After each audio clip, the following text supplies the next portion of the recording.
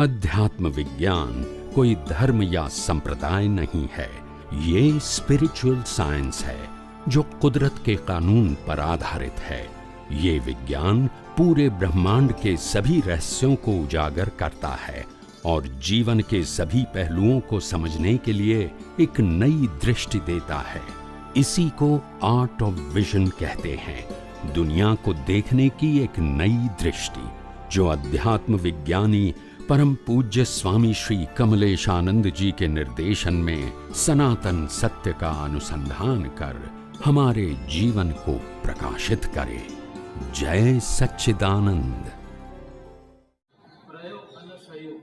योग प्रयोग અને योग सहयोग અને પ્રયોગ આ ત્રણેયની ડેફિનેશન એક્ઝેક્ટ સહયોગ કે સંયોગ સંયોગ સંયોગ કે સહયોગ સંયોગ સંયોગ યોગ પ્રયોગ અને સંયોગ યોગનો મતલબ થાય જોડવું જોડવું જોડવું એટેચ હા યોગ કહેવાય શું કહેવાય योग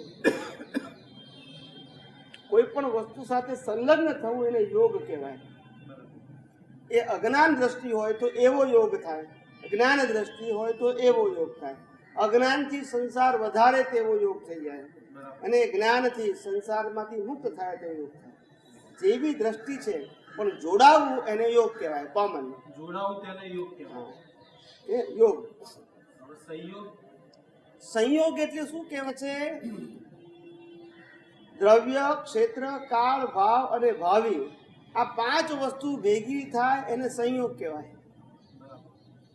સંયોગમાં એક વસ્તુ ના હોય, સંયોગમાં પાંચ વસ્તુ પાંચ સમવાય કારણો, બરાબર દ્રવ્ય, ક્ષેત્ર, કાળ, ભાવ અને ભાવિ।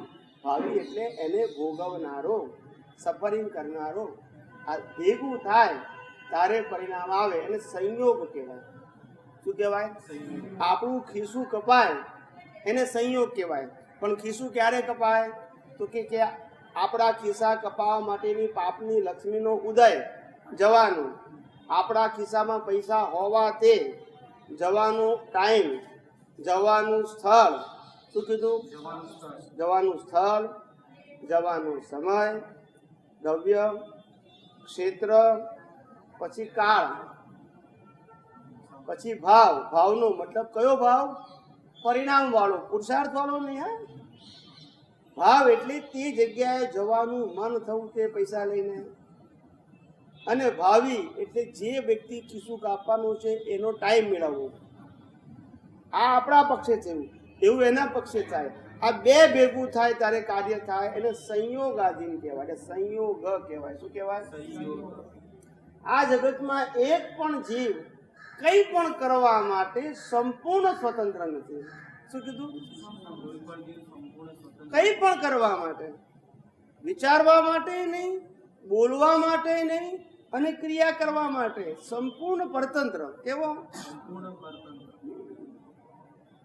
બિલકુલ સ્વતંત્રતા નહીં। આપણને લાગે કે કેમ ના કરી શકીએ? ત્યારે ભગવાન કહે છે ભાઈ આ શરીરનો તું માલિક નથી, નંબર 1, અને નંબર 2 શરીરને તું ચલાવનારો નથી। નથી તું માલિક કે નથી તું ચલાવનાર પછી એના ઉપર તારી સ્વતંત્રતા કેવી રીતે હોઈ શકે? તું માલિક એ નથી અને ચલાવનારો નથી, પછી એના ઉપર તારી હકુમત કેવી રીતે હોય?